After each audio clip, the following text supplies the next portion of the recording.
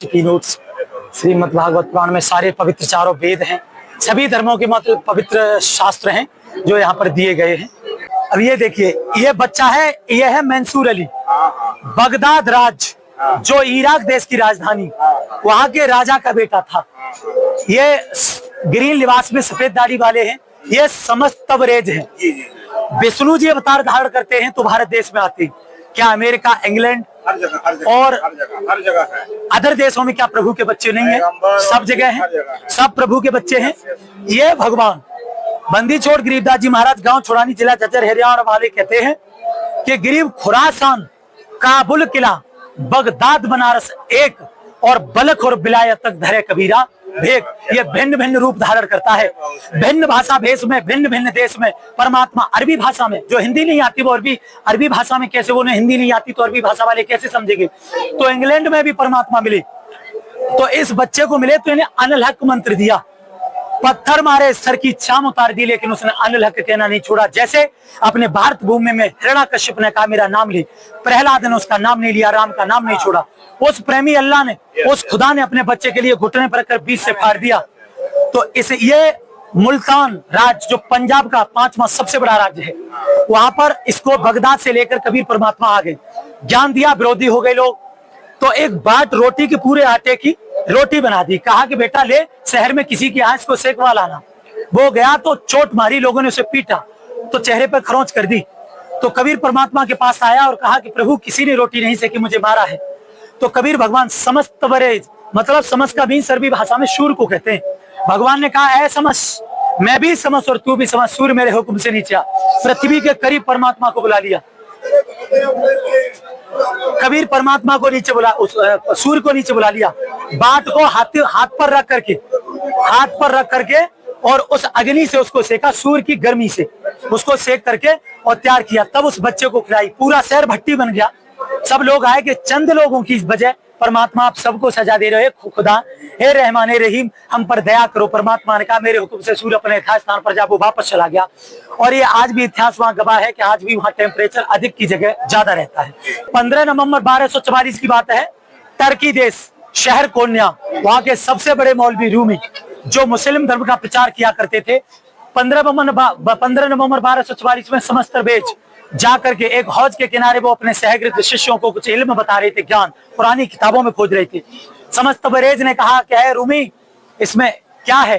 तो उन्होंने कहा, उत्तर दिया कि बाबा ये वो है जो तू नहीं जानता। तो कबीर साहब जी ने, समस्त बरेज ने धक्का दे दिया, वो सारी किताबें पानी में चली गई। तो रूमी ने कहा कि बाबा ये बहुत कीमती किताबें थी, आपने इसे पानी में फेंक दिया। तो वो अंदर घुस करके हौज से पानी से निकाली किताबें। तो मजे की बात ये थी कि एक भी किताब पानी में नहीं भीगी, तो उसमें डस्ट उड़ रही थी। हैरत में रह गया, कहा बाबा ये क्या है? समस्त तरवेज ने कहा कि रूमी ये वो है जो तू नहीं जानता, और वो गायब हो गए। रूमी को तड़प बनी कि वो कौन था आखिर, क्वेश्चन मार्क चिन्ह लगा करके चले गए, उसका जवाब नहीं मिला कि आप हैं कौन। वो ढूंढने लगा तो कोन्या शहर का चीनी बाजार प्रसिद्ध था, तो वहां पर परमात्मा पहुंचे। तो वहां पर रूमी को ढूंढ रहे थे, रूमी घोड़े पर जा रहा था, लगाम पकड़ करके कहा, रूमी से कहा कि रूमी एक मसला है, ये बता मोहम्मद बड़ा है या बायजिद विस्तामी? तो रूमी ने कहा दुनिया जानती है कि मोहम्मद बड़ा है। कबीर साहब जी ने कहा मोहम्मद बड़ा है, तो उसने ये क्यों कहा क्या है खुदा तुझे मैं नहीं जानता, तू कौन है और कैसा है? लेकिन बायजिद विस्तामी ने ये क्यों कहा है खुदा तू पाक है, बादशाहों का बादशाह, तू आलीशान मर्तबे वाला है। रूमी बेहोश हो गया, उसे इल्म दिया, 40 दिन तक उसको ज्ञान दिया।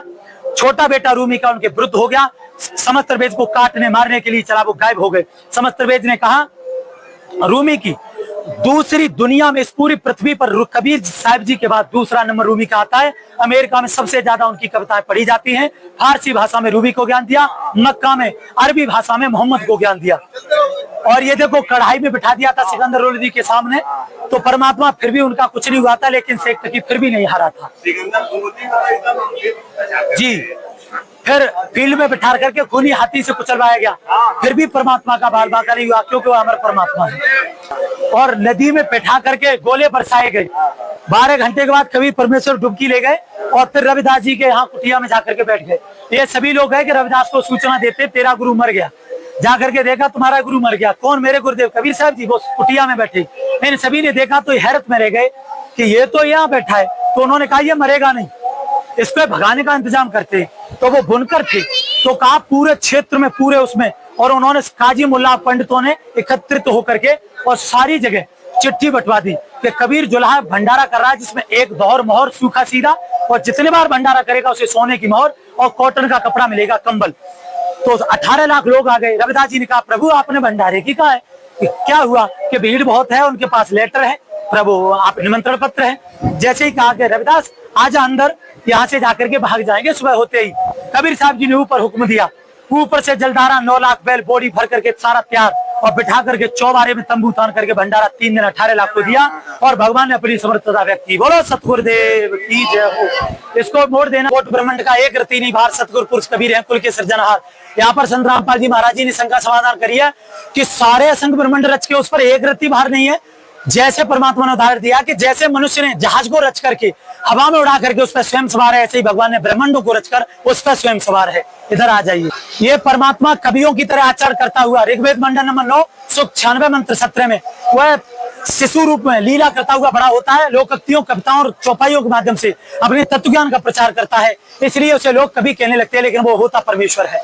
आगे आ जाइए। 37 पर प्रमाण है। बनारस में लारकारा में आप इतना दूर इतना अच्छा उनका विचार फैला। ये देखिए मलुकदास साहब जी, आदरणीय मलुकदास साहब जी को 42 वर्ष में सतलोक लेखा जी इन्होंने कहा अजब नगर में लेके हमको सतगुरान झिरके पे मगात गति सूते चादर तान।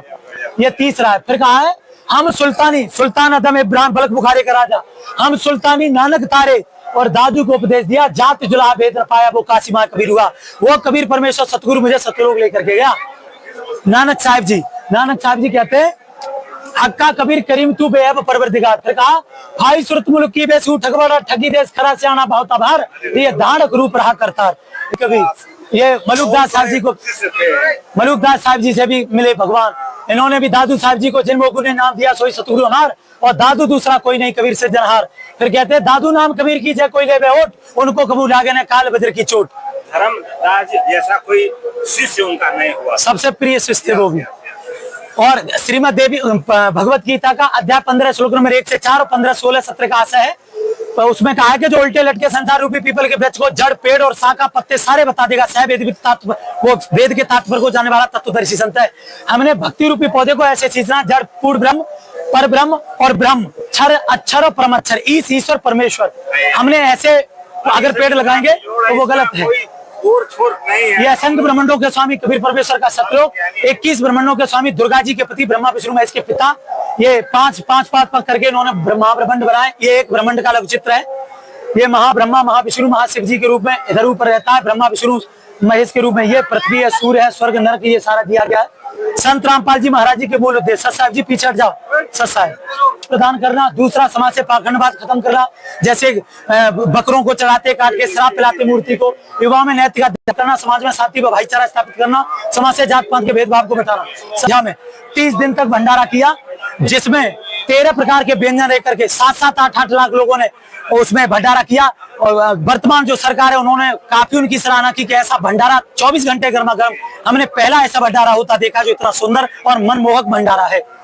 संत रामपाल जी महाराज जी ने एक मुहिम चलाई है, अन्नपूर्णा मुहिम, जिसके तहत संत रामपाल जी महाराज जी का नारा है कि रोटी कपड़ा शिक्षा और मकान सबको देगा कबीर भगवान। संत रामपाल जी महाराज गरीब अनाथ बच्चों की शिक्षाएं, एडमिशन करा रहे हैं, उन्हें किताबें, मकान बनवा रहे हैं। संत रामपाल जी महाराज जी ने ये हरियाणा में सारे उन गरीब परिवारों के सिलेंडर, अनाज सारा कुछ दे रहे हैं, ये मकान बनवाए। संत रामपाल जी महाराज जी का ज्ञान पूरे विश्व में 12 कंट्रियों में फैल चुका है। 550 प्लस नामदान केंद्र और 15 प्लस आश्रम है, जिसमें आज कबीर प्रकट दिवस देसी घी के भंडारे के साथ संत रामपाल जी महाराज जी के सानिध्य में मनाया जा रहा है। खबीरन कबीरा, मैं समझ गया। मैं कबीर साहब का इतना मैं सम्मान करता हूँ। मैं खुद बनारस का तो है, ये है ये तो और जीने की राह भी है। ये भी पुस्तक है सर, ये बहुत अच्छी पुस्तक है। ये भी पूरी लोकप्रिय, पूरे विश्व में सबसे ज्यादा भी पढ़ी जाने वाली किताबें ज्ञान गंगा और जीने की राह। ये सब जो कबीर साहब वगैरह वाला, अच्छा ये तो सदग्रंथ रखे गए हैं कि कोई अगर व्यक्ति शंका करता है, ये तो कहीं भी मिल जाते हैं।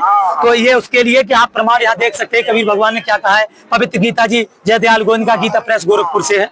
इस पुस्तक को आप नोट्स, श्रीमद् भागवत पुराण में सारे पवित्र चारों वेद हैं, सभी धर्मों के मतलब पवित्र शास्त्र हैं जो यहाँ पर दिए गए हैं।